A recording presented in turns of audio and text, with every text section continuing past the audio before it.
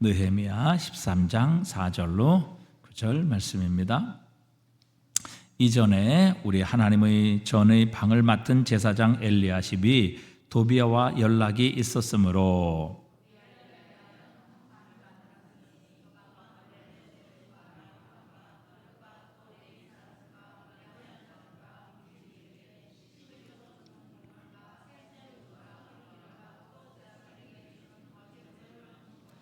그때에는 내가 예루살렘에 있지 아니하였느니라.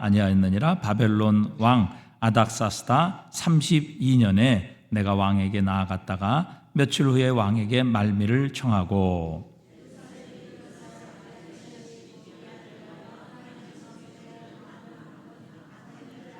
함께 읽습니다. 내가 심히 근심하여 도비야의 세간을 그 방 밖으로 다 내어 던지고 명령하여 그 방을 정결하게 하고 하나님의 전 그릇과 소재물과 유향을 다시 그리로 들여 놓았느니라. 아멘.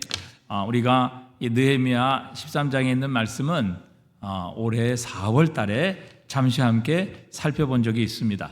그러나 이제 오늘은 그것과는 전혀 다른 관점으로 우리가 하나님의 말씀을 함께 살펴보려고 합니다. 느헤미야는 예루살렘이 겪고 있는 이 황폐한 소식, 그리고 백성들이 이방인들에 의해서 괴롭힘을 당하고 또 성벽이 무너지고 그렇기 때문에 성전의 모든 제 기능이 이제 잃어버린, 성전의 기능을 잃어버린 이 소식을 듣고 그는 애통해했습니다. 또 하나님 앞에 금식하며 기도했죠. 그래서 하나님 앞에 저 예루살렘의 황폐함, 그리고 하나님의 성전의 황무함, 그리고 하나님의 백성들의 저 괴로움을 하나님 불쌍히 여기시옵소서 애통하며 금식하며 하나님 앞에 기도하게 됩니다. 그래서 느헤미야는 이 아닥사스다 왕의 사실은 술 맡은 관원장이었는데 그의 허락을 맡아서 예루살렘의 총독으로 파송이 되죠. 이렇게 왕의 술 맡은 관원자, 당시에 포로였죠. 그럼에도 불구하고 왕의 술을 맡은 관원자, 왕에게 술을 바칠 때마다 그 술을 먼저 맛을 보고 전혀 이상이 없을 때에 그 왕에게 바치는 그런 직분이었죠. 철저한 왕의 신뢰를 받는 그런 직분이었습니다. 누구 교육자가 가서 여기 밑에 좀 문을 좀 닫아주세요. 밑에 지금 집회하고 있는데,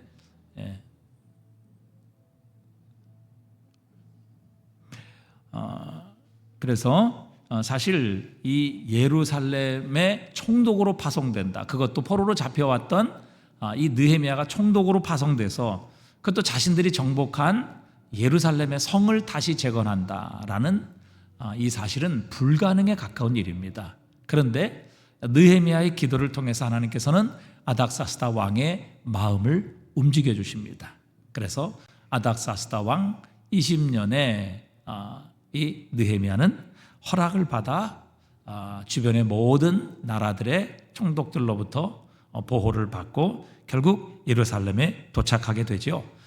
예루살렘 성벽의 재건의 사명을 받고 예루살렘 성벽을 재건하는 이 느헤미야, 얼마나 많은 방해가 있었고 또 얼마나 많은 유혹이 있었는지 알 수 없습니다. 그러나 이런 모든 대적들의 위협, 유혹을 물리치고 느헤미야는 52일 만에 예루살렘 성벽 전체 길이는 약 한 3km 정도 됩니다. 그리고 높이도 3m, 또 성벽의 넓이도 약 3m 정도 되는 이 예루살렘 성벽을 52일 만에 재건하게 됩니다. 놀라운 하나님의 은혜이고 또 이 느헤미야의 리더십 덕분이었습니다. 그런데 느헤미야는 이런 성벽의 재건뿐만 아니라 이스라엘 백성의 신앙의 성벽도 다시 한번 재건하고 부흥하는 일에 놀라운 열매를 맺게 됩니다. 이런 놀라운 역사와 또 놀라운 성과를 이룬 느헤미야는 이 모든 영광을 결국 자신에게 돌리지 않습니다. 오직 하나님의 이름을 높이지요. 그래서 느헤미야 6장 16절에 보면 우리 하나님께서 이 역사를 이루신 것을 알미니라. 모든 백성들로 하여금 이 역사를 이루신 사람은 느헤미야가 아니라 바로 하나님이시라는 것을 알게 만들었던 것입니다. 자, 그런데 오늘 본문은 그 후에 느헤미야가 다시 바벨론으로 돌아가고 약 12년 만에 아다사스다 왕 32년에 다시 예루살렘으로 돌아왔습니다.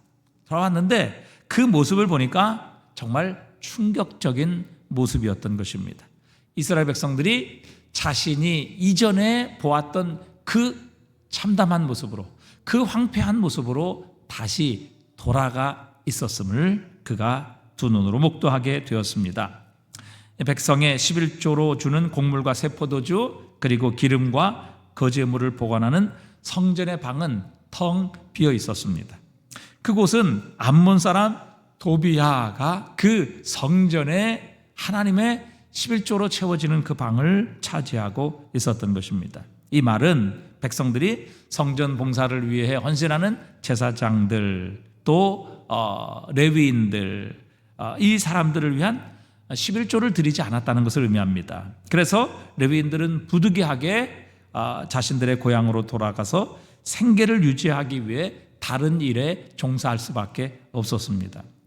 자, 레위인들, 제사장들이 자신이 먹고 살기 위해서 고향으로 돌아가고 농사를 짓고 자기 일을 감당하게 되자 결국 성전에서의 예배도 중단될 수밖에 없었습니다. 그리고 그 빈 창고에는 대제사장과 인척관계를 가지고 뇌물을 주었던 암몬 사람 도비야가 성전에 있는 그 방을 또 차지하고 있었던 것이죠. 이 상태만 봐도, 이 모습만 봐도 지금 예루살렘의 영적 상태가 어떠했는가 하는 것을 우리는 충분히 짐작할 수 있습니다. 여러분, 우리의 인생도 마찬가지죠. 하나님을 향한 우리의 사랑, 우리의 열정, 그리고 하나님을 향한 우리의 믿음과 감사로 우리의 마음, 우리의 심령이 채워지지 않으면 결국 마귀가 우리 안을 치고 들어오게 되는 것입니다. 우리의 마음은 진공살 상태일 수 없습니다. 우리 안에 하나님을 향한 기쁨, 감사, 그리고 믿음으로 가득 채워져 있다고 생각해 보십시오. 거기에는 근심과 걱정, 두려움, 염려, 이런 것들은 더 이상 비집고 들어올 수 없습니다. 주님의 성령이 내 안에 가득 채워지고 성령으로 충만하게 채워져 있다면 다른 것들이 결코 우리의 심령, 우리의 마음에 들어올 수 없다는 것이죠. 그래서 에베소서 5장 18절에도 술 취하지 말라, 이는 방탕한 것이니 오직 성령으로 충만함을 받으라, 가득 채워지라, 이렇게 주님께서는 우리에게 요구하고 계십니다. 자, 그래서 이렇게 예루살렘의 이전의 모습으로 돌아간 이 광경을 보았던 느헤미야가 어떤 조치를 취하느냐 하는 것입니다. 오늘 8절에 보니까 도비야의 그 방에 있는 모든 세간을 다 방 밖으로 끄집어냅니다. 그리고 그 모든 세간들을 다 던져버리죠. 많은 사람들이 느헤미야를 만류했을 것입니다. 그러나 그는 상관하지 아니하고 이 하나님의 성전의 방에 있었던 도비야의 세간들을 끌어내 강제로 모두 다 바닥에 내쳐버립니다. 느헤미야는 모든 사람들의 만류에도 불구하고 이 일을 감행하고 있습니다. 그리고 11절에 보니까 백성들의 지도자들을 꾸짖어서 하나님의 전이 어찌하여 버린 바 되었느냐, 그리고 다시 레위 사람들을 불러 모아 각자의 반열대로 세워서 하나님의 성전에서 다시 한번 하나님을 향한 예배가, 제사가 회복되도록 합니다. 그리고 모든 백성들로 하여금 하나님 앞에 신실하게 11조와 헌물을 드리도록 만들어서 제사장들, 레위인들이 하나님을 향한 제사, 예배에 집중할 수 있도록 이 모든 것을 다시 제자리로 돌려놓는 것을 보게 됩니다. 자, 이것이 첫 번째 느헤미야가 예루살렘에서 다시 12년 만에 돌아서 한 일이고, 두 번째는 안식일에 장사하는 사람들을 안식일을 다시 거룩하게 회복하고 있는 것을 보게 됩니다. 오늘 본문에도 보면 18절부터 느헤미야는 안식일에 장사하는 사람들을 성문 안으로 아예 들어오지 못하도록 만들었습니다. 장사꾼 몇이 이렇게 예루살렘 성문으로 안식일에 들어오지 못하게 하니까 성 밖에서 아예 잠을 자고 진을 치게 되었습니다. 그러니까 이 느헤미야가 성 밖에서 장사하는 사람들의 모습을 보고 그들에게 경고합니다. 다시 한번 이 안식일에 밖에서 잠을 자고 성전에 이 성 안으로 들어오려고 한다면 너희들을 잡아서 모든 물건을 몰수하겠다. 그리고 너희들을 감옥에 쳐 넣겠다. 이렇게 선전포고를 하게 됩니다. 그러자 모든 상인들, 장사꾼들이 다시는 안식일에 오지를 못하게 되었습니다. 자, 그런데 이 느헤미야는 왜 이렇게 분노하며 안식일에 장사하지 못하게 만들고 또 장사꾼들이 성 안으로 들어오지 못하고 아예 성문을 닫아버렸을까 하는 것입니다. 자, 그 이유는 오늘 보면 18절에 나와 있습니다. 자, 18절을 한번 보시기 바랍니다. 18절에 보니까 너희 조상들이 이같이 행하지 아니하였느냐? 그래서 우리 하나님이 이 모든 재앙을 우리와 이 성읍에 내리신 것이 아니냐? 그럼에도 불구하고 너희가 안식일을 범하여 진노가 이스라엘에게 더욱 심하게 임하도록 하는도다. 이렇게 말합니다. 안식일을 아주 철저히 지키기 위해 성문 자체를 닫아버리고 장사하는 사람들이 물건을 가지고 성 안으로 아예 들어오지 못하도록 만든 그 배경에는 이스라엘의 실패는 바로 안식일의 실패였다고 느헤미야는 분명히 결론 짓고 있는 것입니다.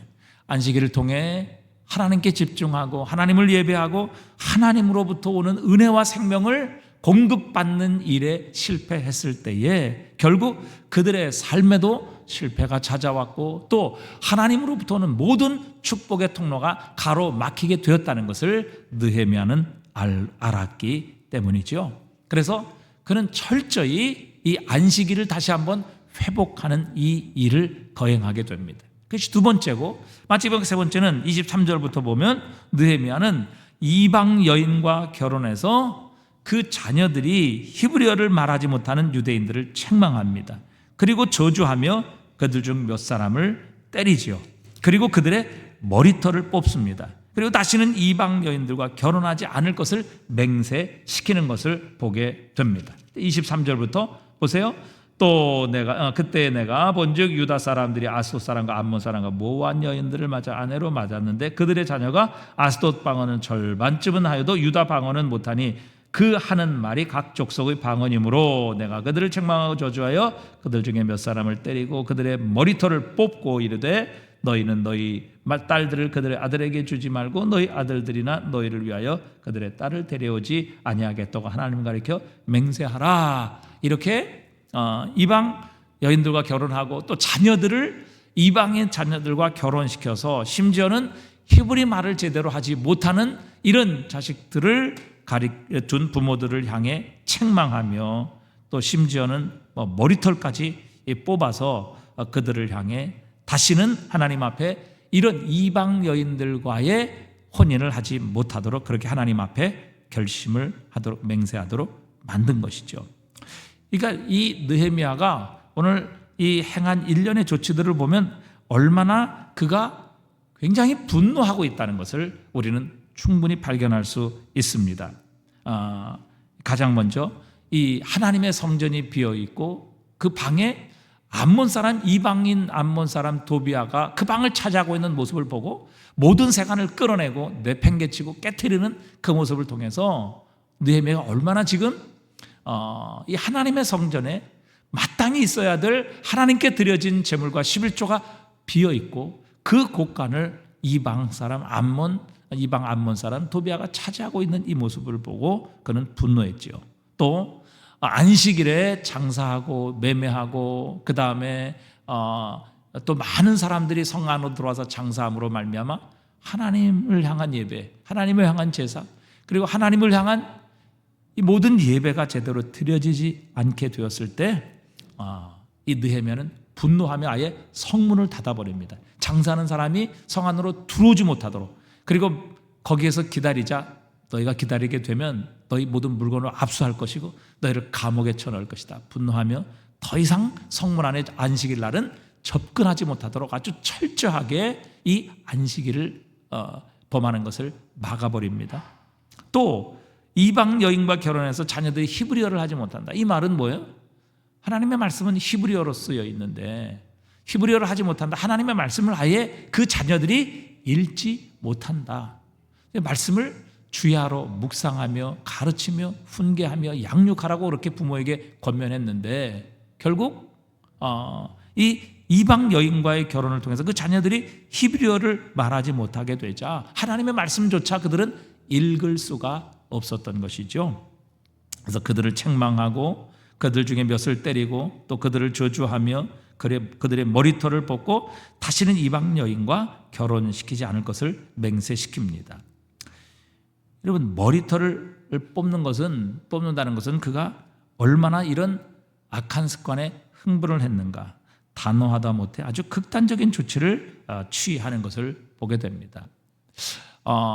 제가 아는 한 목사님은 머리털을 앞에 좀 심었는데 그 머리털 심는데 요거 앞에 조금 심는데 500만 원 들었다고 그래요. 500만 원. 굉장히 아주 끔찍한 이거는 일입니다. 머리털을 뽑는다.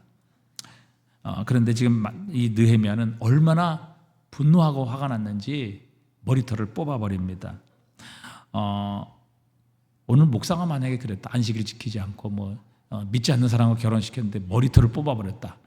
그 다음 주에 당장 공동의회해서 목사를 당장 쫓아냈을 것입니다. 자, 그러니까 이 지금 느헤미야가 한 3가지 정도의 예루살렘으로 돌아와서 그 광경을 보고 3가지 정도의 그가 행한 일을 보면 느헤미야가 얼마나 분노했는가, 얼마나 화가 났는가 하는 것을 우리에게 단적으로 보여줍니다. 가장 먼저 성전이 비어있고 하나님께 드려진 11조와 그 제물로 제사장들과 레위인들을 공급해서 그들로 하여금 온전히 하나님을 향한 예배와 또 제사에 집중하도록 했는 그 모든 사실들이 다 더 이상 하나님을 향한 11조가 드려지지 않고 제물이 드려지지 않아서 레위인들이 다 각자 자기 집으로 돌아가서 먹고 살기 위해 자기 생활로 돌아갔기 때문에 성전 예배가 중단이 되고 그 빈 하나님의 제물로 채워져야 될 그 빈 방을 이 암몬 사람 도비아가 차지하고 거기에 떡 살림을 차리고 있었다는 이 모습으로 너무너무 분노했고 또 안식일을 제대로 지키지 못하는 이 일로 인하여 느헤미야는 아예 성문을 닫아서 더 이상 장사하는 사람들이 들어오지 못하게 만들었으며 자녀와 자신이 이방 여인과 결혼을 해서 그 자녀들이 결국에는 히브리어조차 제대로 하지 못하는 이런 유대인들의 모습을 보고 그는 분노하며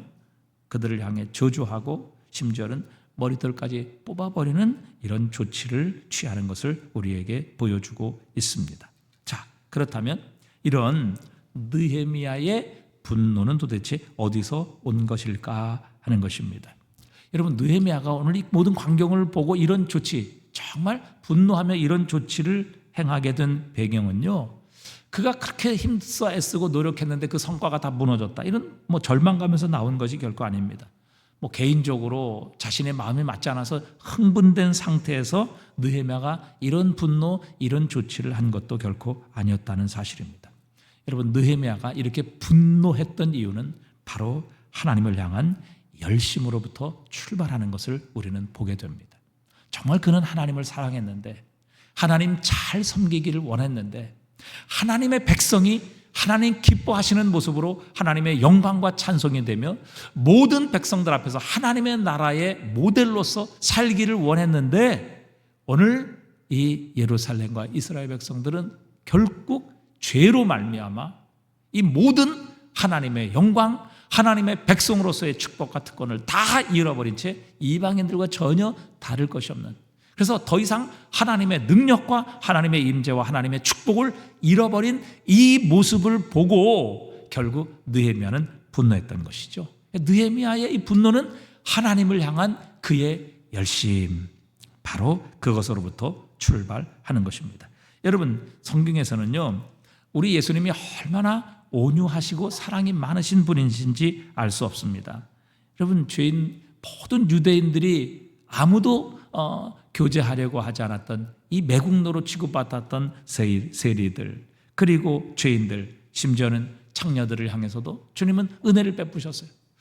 부정한 사람이라 결코 접촉할 수 없었던 나병 환자도 주님께서는 손을 대어 그를 치료하시는 놀라운 은혜를 베푸셨습니다. 심지어 예수님께서는요, 현장에서 가늠하다 잡힌 여인, 그래서 모든 사람이 돌로 쳐서 죽이려고 하는 그 여인도 분노하지 않으셨어요. 정죄하지 않으시고 오히려 사랑스럽고 자애스러운 모습으로 다시는 가서 죄를 범치 말라고 그런 여인을 용서하시는 자애로운 주님의 모습을 우리에게 보여주십니다. 그런데요, 재밌는 사실, 아주 놀라운 사실은 예수님께서 하나님의 성전을 찾으셨을 때는 전혀 다른 반응을 보이십니다. 자, 요한복음 2장 13절부터 17절까지의 말씀에 보니까요, 유대인의 유월절이 가까운지라 예수께서 예루살렘으로 올라가셨더니 성전 안에서 소와 양과 비둘기 파는 사람들과 돈 바꾸는 사람들이 앉아있는 것을 보시고 노끈으로 채찍을 만드사 양이나 소를 다 성전에서 내쫓으시고 돈 바꾸는 사람들의 돈을 쏟으시며 상을 엎으시고 비둘기 파는 사람들에게 이르시되 이것을 여기서 가져가라, 내 아버지의 집으로 장사하는 집을 만들지 말라 하시니 제자들이 성경에 주의 전을 사모하는 열심히 나를 삼키리라 한 것을 기억하더라 그랬습니다. 여러분, 여기서는 전혀 다른 예수님의 모습을 보여주시죠. 노끈으로 채찍을 만드셨습니다. 그리고 양이나 소를 다 성전에서 내쫓으십니다. 돈 바꾸는 사람들, 그리고 돈 바꾸는 사람들, 그 모든 돈들을 쏟아 엎으시고 상을 엎으시고 비둘기 파는 사람들을 다 그 성전에서 내어 쫓으십니다. 한마디로 성전을 청결하게 청소하시는 장면이죠. 이 모습을 보면 예수는 굉장히 화가 나셨다는 것을 볼 수 있습니다. 예수님이 이런 적이 없으셨거든요.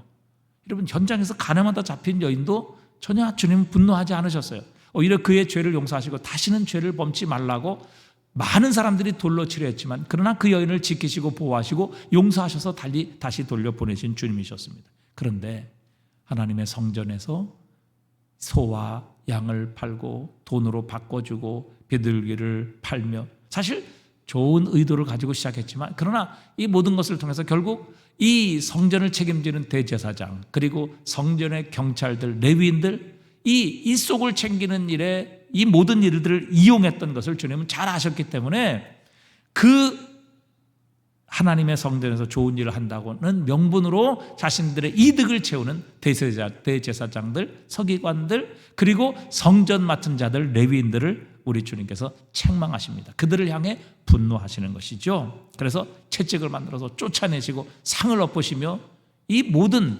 예수님의 분노를 성전에서 장사하는 자들, 그리고 그 뒤에 배경에 있는 대제사장들과 레위인들, 그리고 성전의 지도자들을 향해 주님께서는 경고를 하셨던 것입니다. 근데 사실 이 사건이 얼마나 대제사장 그리고 레위인들, 성전의 지도자들에게 충격적인 이야기였으면 마가복음에 보면 이 사건이 결국 예수님을 바로 죽이기로 결정하는 결정적인 사건이 되게 만들었습니다. 예수님께서 사실 이렇게 하지 않으시면 십자가에 이 대제사장들에게 미움받지 않으시고 십자가에 죽지 않으실 수도 있으셨는데 결국 이 사건으로 인하여 예수님은 대제사장들과 서기관들에게 미움을 받아 십자가에 죽임을 당하는 일에 결정적인 이 방아쇠를 당기게 됩니다. 감히 당시의 최고 권력자요, 종교를 등에 업고 성전을 통해 이익을 얻던 대제사장들, 성전을 맡은 사람들, 그 사람들을 정면으로 도전하고 그들의 비리를 들추어내는 그런 사건이었기 때문입니다. 그런데 여러분, 예수님께서 이 성전 청결하시는 사건을 통해서 예수님의 분노하는 모습을 우리는 보게 됩니다. 그런데 그분이 개인적인 감정, 어떤 순간적인 폭발로 인하여 이렇게 분노하는 것이 아니라 주님 말씀하시죠. 제자들이 성경 말씀에 주의 전을 사모하는 열심히 나를 삼키리라 한 것을 기억하더라.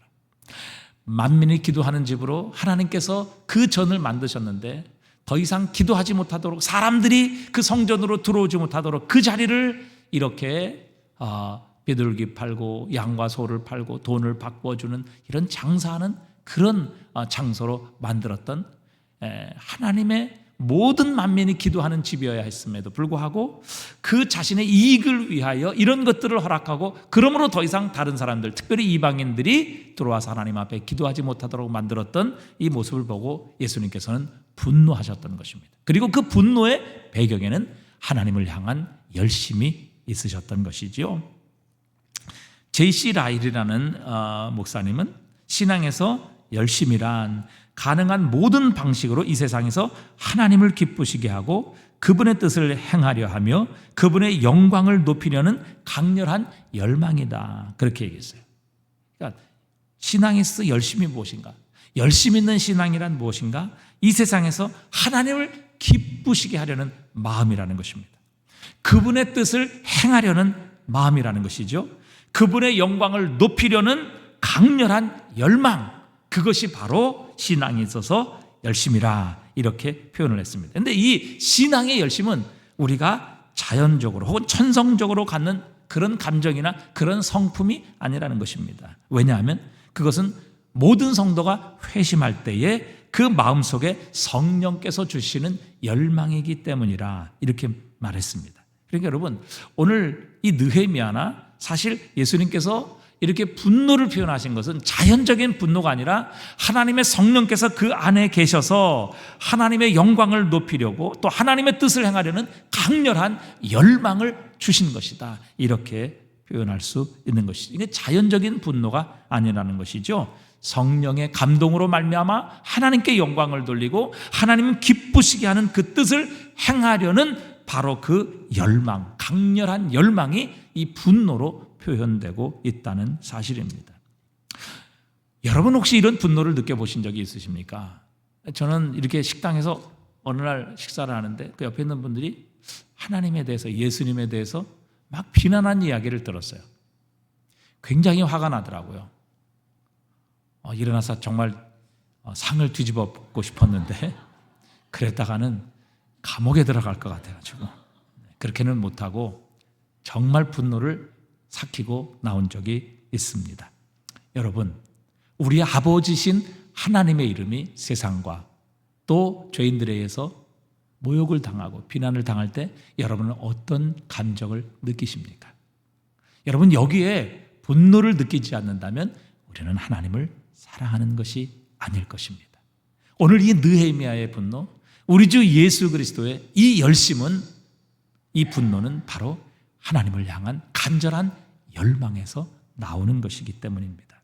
자, 고린도후서 11장 24절부터 보면 바울은 고린도 교회를 향해 이렇게 자신을 표현하고 있습니다. 유대인에게 40에 하나 가만매를 5번 맞았으며, 여러분 40에 하나 가만매 39대, 왜? 40대 맞으면 죽을 수 있으니까. 인간으로서 너무 하나님의 형상으로 지은 인간에게 이렇게 매를 통해서 죽이는 것은 있을 수 없는 일이기 때문에 유대인들은 39대까지만 때렸던 것이죠. 그러니까 죽기 직전까지 때린 거죠.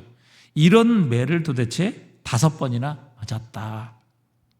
3번 태장으로 맞고 1번 돌로 맞고 3번 파선하고 일주일을 깊은 바다에서 지냈으며 여러 번 여행하며 강의 위험, 강도의 위험, 동족의 위험, 이방인의 위험, 시내의 위험, 광야의 위험, 바다의 위험, 거짓 형제 중의 위험을 당하고 또 수고하고 애쓰고 여러 번 자지 못하고 줄이며 배고프고 여러 번 굶고 헐벗었노라. 여러분, 바울이 도대체 왜 이런 고생을 해야 되죠? 아니, 왜 굶주려야 했고, 왜 그가 이런 위험을 당하고, 왜 도대체 40에 하나 가만매를 5번이나 맞아야 되는 이 고난, 고통, 이 위기를 당해야만 했었냐 하는 것이죠. 이렇게 아니면 먹고 살지 못해서 그랬을까요? 그렇지 않죠. 바울은 오직 하나님의 나라와 그리스도 예수께서 자신에게 주신 이 놀라운 위대한 복음의 그 은혜로 말미암아 그는 하나님을 향해 이 열심을 내지 않을 수 없었던 것이죠. 그리고 바울은 이렇게 마지막에 고백을 하죠. 28절에 보니까 이 외의 일은 고사하고 아직도 날마다 내 속에서 눌리는 일이 있으니 곧 모든 교회를 위하여 염려하는 것이라. 여러분, 이 정도 지금 바울이 고생을 하고 고난을 당했으면 자기 몸 걱정해야 되지 않겠습니까? 자신의 미래가 어떻게 될 것인가? 장래에 대해서 염려해야 될 일이 당연한 생각 아니겠습니까? 그러나 이런 위기, 이런 고통, 심지어 죽음에 처한 적이 한 번도 아닌데도 불구하고 그의 걱정은 자신의 몸이 아니었습니다.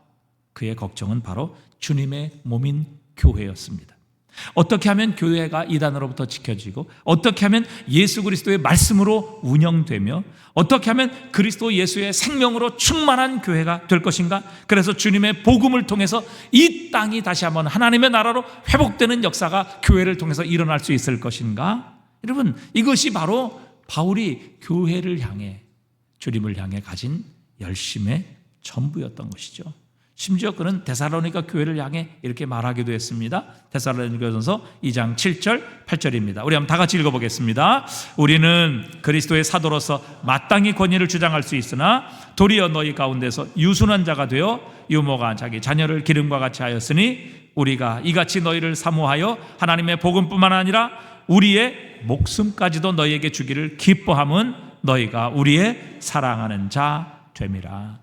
얼마든지 자신이 복음을 전해서 세워진 교회라고 하면 자신이 그 교회의 사도로서 권리를 주장할 수 있다는 것입니다. 그러나 자신은 권리를 주장하는 것이 아니라 교회를 위해서라면 자기네 목숨까지도 기꺼이 여러분에게 주기를 기뻐합니다. 왜냐하면 여러분은 나의 사랑하는 교회이고 성도이기 때문입니다. 이렇게 고백하고 있는 것입니다.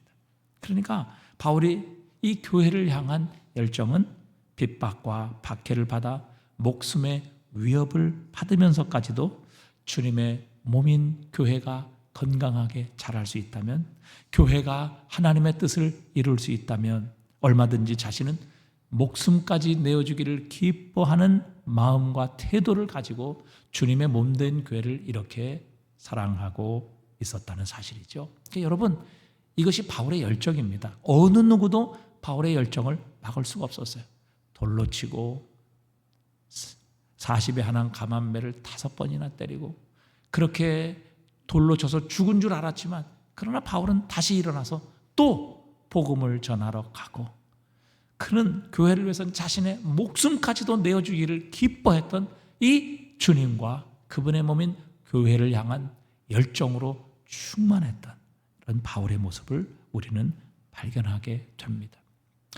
느헤미야의 분노 뒤에는 바로 하나님을 향한 열정이 있었고, 예수 그리스도의 이 성전의 청결 사건 분노하며 하나님의 집은 만민이 기도하는 집이 되어야 될 텐데 그 장사하는 동네를 만들어서 더 이상 이방인들이 그 뜰에 들어서 하나님을 향해 기도하지 못하게 만들었던 그때 제사장들과 장사하는 사람들을 향해 분노하며 채찍을 만들어 그들을 쫓아내고 상을 엎으며 그 하나님의 성전을 청결하게 만드셨던 예수님의 분노 뒤에는 바로 하나님을 향한 그분의 열심이 있으셨습니다.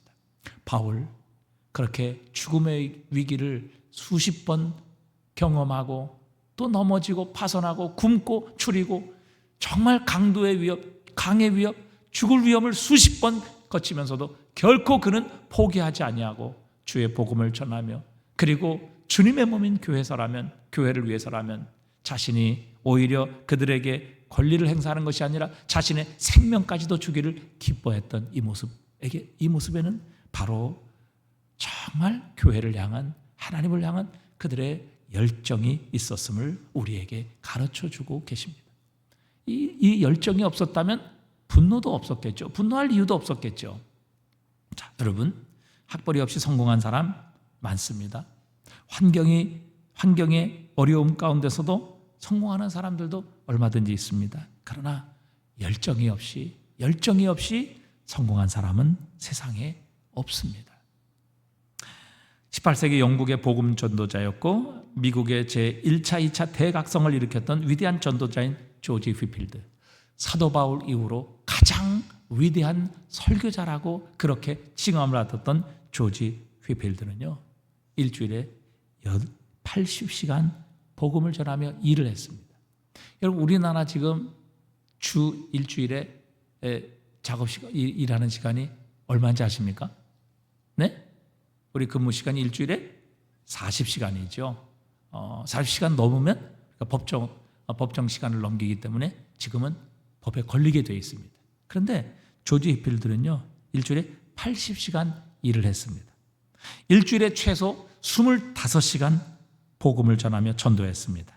매일 한두 시간씩 설교를 했고 수많은 가정의 성경 강해와 기도와 예배를 인도했습니다. 그럼에도 조지 휘필드는 전혀 실증내지 않았습니다. 그는 기쁘게 이 일을 감당했습니다. 하나님께서 이런 조지 휘필드를 통해서 미국과 영국의 영적 대각성을 일으켰고 웨슬레와 함께 감리교를 창시하고 일으키는 일에 하나님께서 이 조지 휘필드를 위대한 하나님의 사람으로 쓰셨습니다. 정말 그의 열정은 식지 않았죠. 우리가 잘 아는 존 웨슬리는 말을 타고 하루에 110km씩 여행하며 전도하고 복음을 전했습니다. 여러분, 우리가 110km 말을 타고 다녔다. 지금은 뭐 자동차가 뭐 너무 발달되기 때문에 뭐 100km 정도 되면 여기서 한 울산 정도 되겠죠. 뭐 왔다 갔다 하는 그렇게 큰 문제가 아닙니다. 그러나 여러분, 말을 타고 다니면서 마을마다 동네마다 가서 멈추어 서서 복음을 전하고 그들에게 하나님의 말씀을 선포하는 일에 하루에 110km씩 다녔습니다. 생각해 보십시오. 여기서 울산까지 여러분 매일 말을 타고 울산까지 왔다 갔다 왕복하면서 복음을 전했습니다. 그것도 매일 54년 동안 매년 8,000km를 말을 타고 여행을 했습니다. 복음을 전하기 위해. 이것을 합치면 46만 4천 km 정도 그렇게 복음을 전하기 위해 말을 타고 다녔다고 해요. 이것은 일평생 지구 12바퀴를 돈 것과 마찬가지의 거리를 가지고 있습니다. 여러분, 이렇게 그는 54년 동안 무려 지구 12바퀴를 돌 만큼의 거리를 여행하며 복음을 전하며 그들에게 하나님의 말씀을 선포하는 일에 헌신했죠. 웨슬리가 살던 시대에 사실은 이렇게 노상에서 바깥에서 복음을 전하는 것은 불법이었습니다. 그래서 그는 많이 맞기도 하고 감옥에 갇히기도 했지만 그러나 결코 그는 그것으로 인하여 중단하지 않았어요. 그리고 그는 그 긴 세월 동안 4만 번이 넘는 설교를 했다고 합니다. 이는 하루에 평균 2번씩 매주 평균 15번의 설교를 말을 타고 다니면서 했다고 하죠. 저도 처음에 저희 교회 부임했을 때 이제 부교육자 뭐 이런 분이 없었어요. 그래서 어떤 주간은 보니까 한 주간에 한 12번 막 이렇게 설교를 하기도 하더라고요. 그때는 정신이 없었어요. 돌아서면 설교 준비해야 되고요. 밥 먹고 나면 설교 준비해야 되고요. 그렇게 설교 준비를 했어요. 그렇게 한 몇 년 하니까 정말 정신이 없더라고요. 그런데 무려 54년 동안 이 존 웨슬리는 매일 그렇게 했어요. 매주 평균 15번의 설교를 하게 됐습니다. 그래서 이 런던과 브리스톨에 가면 이 존 웨슬리의 동상이 있는데 이 존 웨슬리의 동상에 모두가 다 말을 타고 복음을 전하는 그 동상을 하고 있습니다. 그래서 얼마나 이 존 웨슬리가 쉬지 않고 복음을 전하며 가는 곳곳마다 설교하고 교회를 세웠는가. 그래서 주변 사람들은 그가 늙어서 죽은 것이 아니라 닳아서 죽었다 이렇게 평가할 정도로 이 웨슬리는 하나님의 복음을 전하고 하나님의 말씀을 전한 일에 그는 정말 열정을 가지고 자신의 삶을 드렸습니다. 오죽하면 주변의 사람들이 그는 늙어서 죽은 것이 아니라 닳아서 죽었다라고 평가할 정도로 그는 열정의 사람이었던 것입니다. 여러분, 지난번에도 말씀드렸지만 정주영 회장의 빈대 철학 여러분 아시죠? 부둣가에 노동일을 하면서 한 푼이라도 아끼기 위해서 여인숙이 아니라 노동자 합숙소에서 정주영 회장이 잠을 잤습니다. 거기 빈대 때문에 잠을 잘 수가 없었죠. 그래서 빈대가 올라오지 못하도록 테이블 위에다가 이제 이불을 깔고 자면 빈대가 못 올라올 것이다. 그렇게 생각하고 테이블 위에다가 이불을 펴고 자는데 웬걸 빈대는 거침없이 테이블 다리를 타고 올라와서 정주영의 피를 빨아 먹었습니다. 그래서 그는 기막힌 아이디어를 냈는데 테이블의 다리, 네 다리에 대야를 물을 담아 대야를 그 다리 네 곳에다가 받쳐놓고 이제 자게 되었어요. 기가 막힌 아이디어죠. 그러니까 빈대가 그 세숫대야의 물을 건너다가 다리를 타고 올라오려고 그러다가 거기에서 다 빠져 죽을 것이다. 그래서 그날은 기쁜 마음으로 이제 그 테이블의 네 다리에 세숫대야의 물을 다 받아서 놓고 그 위에서 이제 편하게 잠을 청했습니다. 그런데 다음 날에도 보니까 빈대에 물려서 온몸이 상처투성이었어요. 그래서 어떻게 내가 지금 이 세숫대야에도 세숫대야 물을 떠서 지금 다리에 이 테이블 다리를 올라오지 못하도록 이렇게 강을 만들었는데 어떻게 빈대가 접근하는가 이렇게 밤에 유심히 지켜봤다고 그래요. 그랬더니 이 빈대가 벽을 타고 천장을 타고 천장 위에서 다이빙을 해가지고 결국에는 이 정종 회장의 몸으로 뛰어내리던 거라는 거예요. 정종 회장이 이걸 보고 정말 깜짝 놀라서 마음에 큰 깨달음을 얻었다고 하죠. 빈대도 저렇게 열심히 사는데 내가 이렇게 살아서 되겠느냐. 이래가지고 그때부터 그의 모토가 뭐예요? 모든 일을 할 때 목숨을 걸고 한다. 이게 인생의 목표가 된 거예요. 모토가 된 거예요. 아니 빈대도 저렇게 열심히 사는데 내가 인간이 되어서 내가 이렇게 그냥 대충 살아서 되겠는가? 그래서 모든 일을 할 때마다 결국 그는 목숨을 걸고 했답니다. 그러니까 그 인생 철학이 결국 오늘날의 세계적인 현대를 낳게 된 것이죠. 여러분 미국의 20세기를 빛난 인물 중에 하나 농구의 신으로 여기는 우리가 잘 아는 마이클 조던이라는 사람이 있어요. 이 사람의 경력은 화려합니다. 더 이상 이 사람의 경력은 그냥 역사예요, 역사. 그래서 더 이상 이 사람의 경력을 추월할 사람이 없을 정도로 이 마이클 조던은 세계적인 인물입니다. 그래서 여러분 그 농구 신발, 나이키 신발도 보면 조던 신발 뭐 이런 게 있어요, 다. 얼마나 이 사람이 유명한지 알 수 없어요. 그런데 이 사람의 재능 기술 이면에는 사실은 그 어떤 타고난 재능이나 은사가 아니라 사실 피나는 노력이 그 마이클 조던을 만들었다고 그래요. 한 번은 조던에게 한 기자가 물었습니다. 하루에 몇 시간씩 연습했습니까? 그랬더니 조던이 이렇게 대답해요. 시간 같은 건 신경 쓰지 않았습니다. 연습하느라 시계를 본 적도 없습니다. 지칠 때까지, 더 이상 할 수 없을 때까지 연습했습니다. 어릴 때는 어머니가 밥 먹으라고 부를 때까지 연습을 했습니다. 이렇게 얘기를 했어요. 기자가 물었어요. 그럼 쉬는 날에는 뭘 했습니까? 그랬더니 마이클 조던이 대답해요. 쉬는 날이요? 연습했죠. 그렇게 대답을 했어요. 한마디로 이 세계적인 대스타인 마이클 조던이 된 이유는 바로 그가 끊임없이 쉬지 않고 열심을 가지고 그는 최선을 다해 훈련하고 연습했기 때문에 그 열정이 결국 오늘날 세계적인 마이클 조던을 만들어 놓은 것입니다. 여러분 고린도서 11장 2절입니다. 우리 한번 다 같이 읽어보겠습니다. 내가 하나님의 열심으로 너희를 위하여 열심을 내노니 내가 너희를 정결한 처녀로 한 남편인 그리스도께 드리려고 중매함이로다. 여러분 바울의 열심이 어디서 난 거예요? 바울의 열심이 누구를 닮은 열심이에요? 누구를 닮은 열심이에요? 자 오늘 11장 2절 보세요. 내가 누구의 열심으로? 하나님의 열심. 여러분 하나님께서 우리를 향해 어떤 열심을 가지고 계시는지 아세요?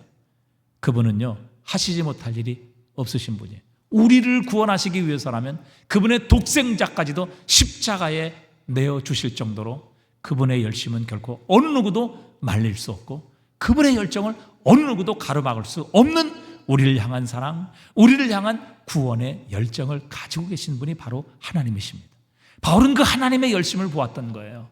얼마나 우리를 열정적으로 사랑하시고 얼마나 그분이 열심을 다해 우리를 구원하시기를 원하시는지 그 열심을 하나님의 열정을 보았을 때 바울은 그 열정을 따라 오늘 본문에 말씀하고 있잖아요. 내가 하나님의 열심으로 너희를 위하여 열심을 내노니. 바울의 열정은 하나님의 열심을 본받았고 그 열심을 보았기 때문에 바울은 그 하나님의 열정을 가지고 주님과 주님의 몸된 교회를 섬겼다고 말씀합니다. 그래서 로마서 12장 11절입니다. 다 같이 읽어보겠습니다. 부지런하여 게으르지 말고 열심을 품고 주를 섬기라. 아멘.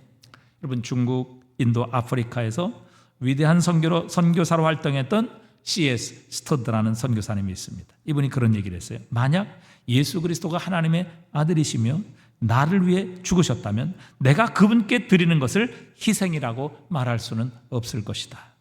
이렇게 측량할 수 없는 많은 사랑을 받은 사람은 그 보답으로 많이 사랑하고 열심히 하나님을 섬겨야 합니다. 이렇게 이야기를 했어요. 여러분 주님께서 나 같은 죄인을 위해서 자신의 생명을 십자가에 내어주셨다는 사실을 믿고 확신하는 사람이라면 우리가 그 주님을 향해 무엇을 드린다 해도 그것은 결코 희생이라 할 수 없습니다. 그렇게 고백했던 거예요. 주님이 우리에게 주신 것이 어떤 것인가? 하나님이신 예수 그리스도께서 바로 자신의 생명을 우리를 위해서 내어주셨다면 우리가 주님께 드리는 것은 그 어떤 것도 결코 하나님을 향한 희생이라 할 수 없다. 그렇게 이야기를 했습니다.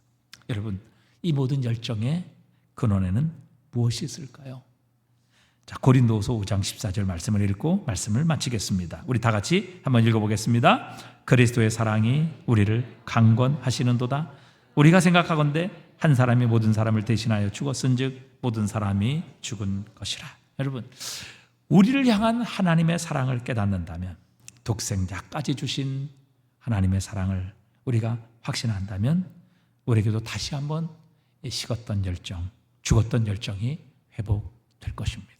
오늘 느헤미야 12년 만에 돌아왔을 때 이전의 모습으로 돌아갔던 이 예루살렘과 또 하나님의 성전의 모습을 보고 분노했던 이 느헤미야, 그 분노에는 하나님을 향한 열심이 있었고 그 하나님의 열심의 본질은 바로 하나님을 향한 사랑이었던 것입니다. 그리고 그 하나님을 향한 사랑은 자신에게 베푸신 하나님의 놀라운 사랑을 깨달았을 때에 바로 자신 속에 담겨진 그 하나님의 사랑을 가지고 그는 하나님을 사랑할 수 있었던 것이죠. 이 사랑으로 인하여 그는 하나님을 향해 열정을 가졌고 그 열정은 결국 하나님을 제대로 섬기지 못하는 예루살렘과 유다를 향한 분노로 드러나게 되었다는 것을 우리에게 말씀해 주고 계십니다.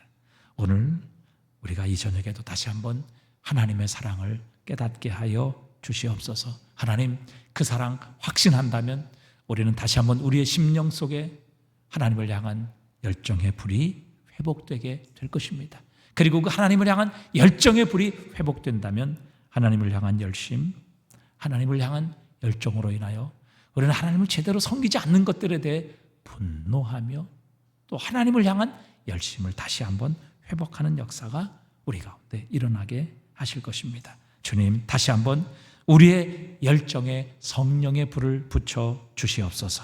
그리고 이 열정은 우리를 향하신 하나님의 사랑, 하나님의 열심을 발견하고 깨달을 때에 우리의 심령 속에 불 붙여지고 일어날 수 있다는 것을 다시 한번 확신하며 이 저녁에도 주님, 우리에게 다시 한번 나 같은 죄인을 살리신 하나님의 사랑을 확신하고 깨닫고 알게 하여 주시옵소서. 우리 하나님 앞에 기도하셔서 하나님을 향한 열정을 다시 한번 회복하시는 이 저녁이 되시면 좋겠습니다. 우리 한번 찬양 드리겠습니다.